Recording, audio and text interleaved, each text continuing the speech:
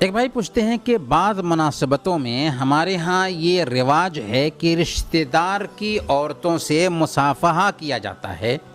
اور اسے عیب نہیں سمجھا جاتا، کیا ایسا شرعی ناحیہ سے جائز ہے؟ مصافحہ اگر محرم عورتوں سے کر رہی ہوں، جیسے ماں ہے، بہن ہے، بیٹی ہے، بیوی ہے، پھوپھی ہے، خالہ ہے، بھتیجی ہے، بھانجی ہے،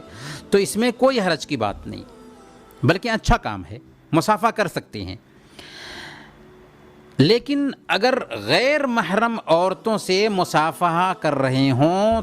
چاہے آپ کی رشتہ دار عورتیں ہی کیوں نہ ہوں، اگر وہ غیر محرم ہیں تو ایسا کرنا جائز نہیں ہوگا،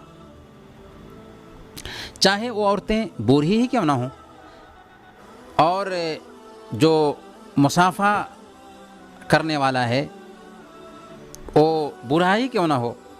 برکیف محرم عورتوں سے مصافحہ کر سکتے ہیں، غیر محرم عورتوں سے مصافحہ کرنا جائز نہیں ہے۔ اللہ کے نبی صلی اللہ علیہ وسلم نے بیان فرمایا، انی لا اصافح النساء، میں عورتوں سے مصافحہ نہیں کرتا، بلکہ طبرانی کی روایت میں اللہ کے نبی صلی اللہ علیہ وسلم نے سختی کے ساتھ بیان فرمایا،